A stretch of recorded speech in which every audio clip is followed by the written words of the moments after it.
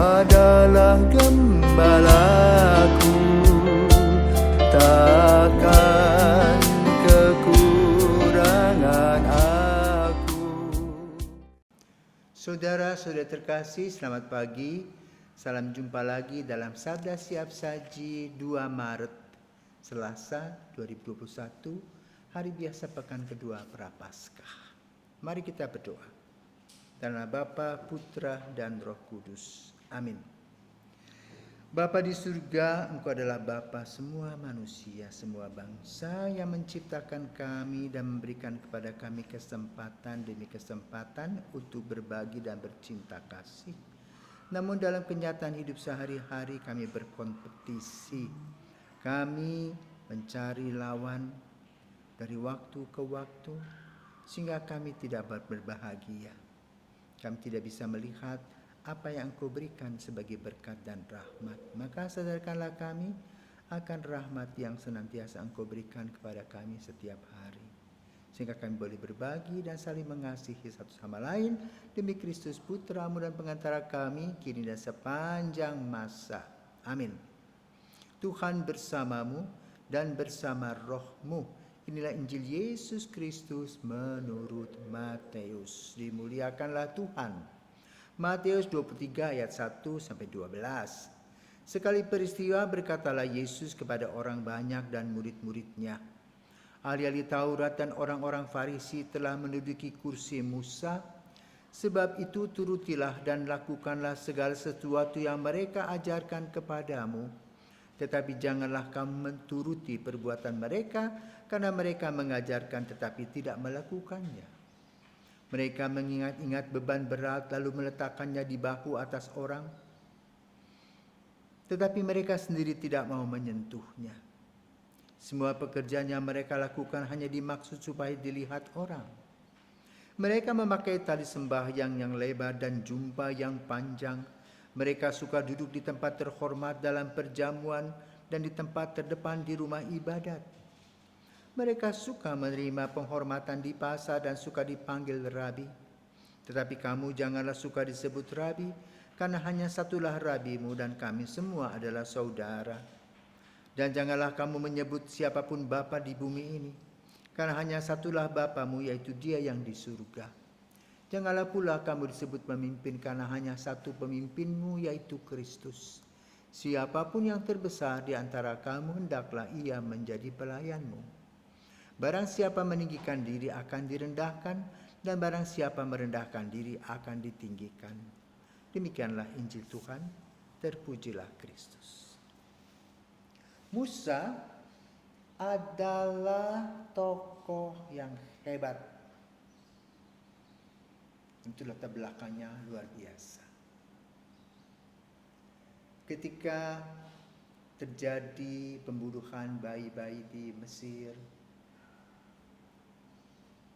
Ibu Musa bersama Miriam memasukkan Musa ke dalam sebuah kotak yang dibuat dari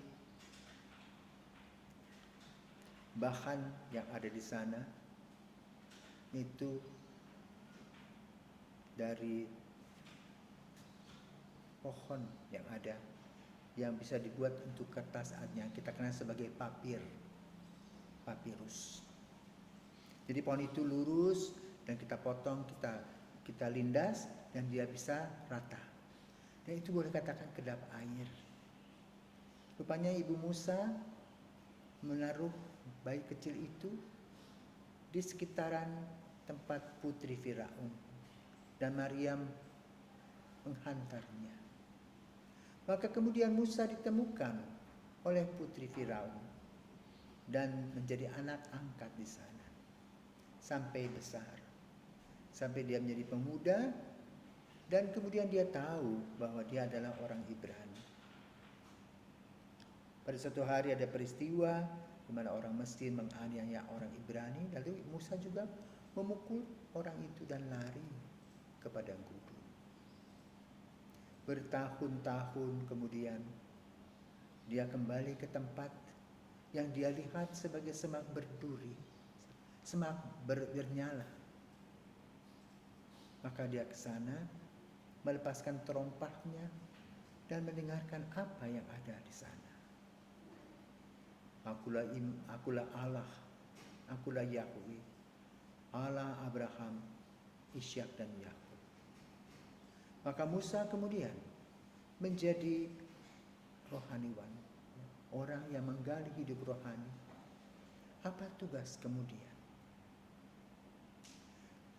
Dengan keberanian dan iman dia menghadapi Firaun, yang tentu saja menjadi sebetulnya saudara sepupunya dari kalangan istana.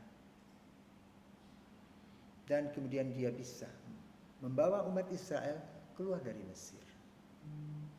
Inilah Musa. Bagaimana usahanya yang juga diberkati oleh Tuhan amat sangat luar biasa. Maka kalau kita mau nonton film kolosalnya, lihat The Ten Commandments. 10 perintah Allah bagus sekali.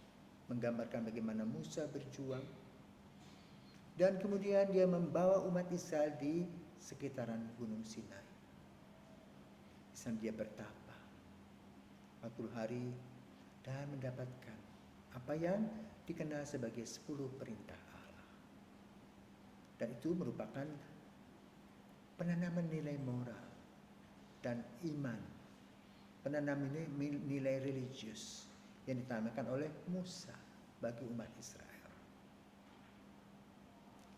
Lalu mereka juga diajarkan untuk berkelompok, ada tukang besi, seniman, orang yang berdoa, ya, bagian masak memasak, pokoknya luar biasa Musa ini. Sehingga menjadikan mereka sebagai satu kelompok yang boleh katakan sudah jadi dengan tata aturan yang luar biasa. Dan kalau kita ikuti, kita bisa membacanya dalam kitab Ulangan, kitab Bilangan, kitab Imamat.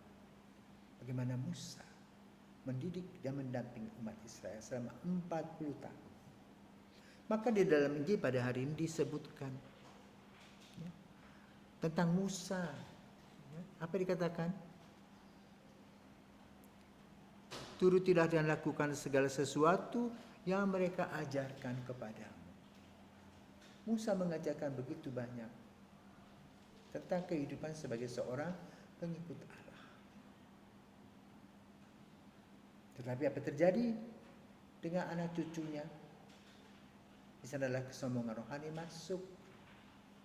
Seorang ketika dia masih di bawah, dia aman-aman saja.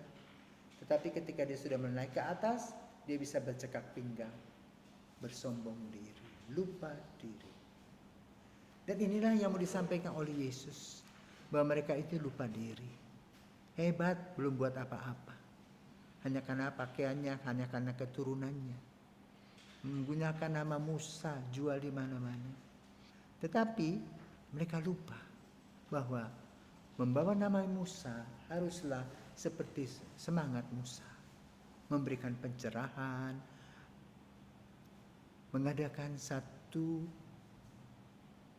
permenungan tentang Allah dan memberikan yang terbaik bagi orang Israel. Bukan hanya menikmatinya, tapi memperjuangkan nilai-nilai yang sudah ditanamkan oleh Musa. Menjadi orang yang penuh dengan kasih, saling hormat menghormati, yang tertulis dalam 10 perintah Allah. 3 kepada Tuhan, tahu kapan harus berdoa, bagaimana caranya berdoa, bagaimana membuktikan bahwa sebagai seorang beriman. Dan juga secara horizontal, membuktikannya di dalam kehidupan nyata sehari-hari. Tapi yang terjadi apalah? Mereka ingin dihormati, suka pamer, ya. Lalu suka menuntut, ingin dihormati, harus disebut sebagai tuan-tuan besar. Maka Yesus mengatakan, Bapamu hanya satu di surga, Tuhanmu hanya satu, itu Tuhan Allah. Janganlah ada kesombongan dalam diri. Belajar rendah hati. Belajar seperti padi, semakin berisi semakin bernas. Belajarlah seperti gandum, semakin berisi semakin bernilai. Itulah yang diinginkan oleh Yesus dalam Injil pada hari ini. Semoga kita diingatkan oleh peristiwa ini, dan kita belajar untuk tetap konsisten dan rendah hati, terutama pada masa Prapaskah ini. Selamat pagi, Tuhan memberkati. Mari kita berdoa. Tuhan Yesus, ajarlah kami untuk mengikuti Engkau solider menjadi manusia. Engkau rendah hati, ajarlah kami untuk rendah hati. Ajarlah pula kami tahu diri, karena Engkau lebih hebat tetapi Engkau tidak sombong, tetapi kami jadi orang yang sombong karena kedudukan kami. Ajarlah kami Tuhan, dan ampunilah semua tingkah laku kami. Demi Kristus Putramu dan pengantara kami, kini dan sepanjang masa. Amin.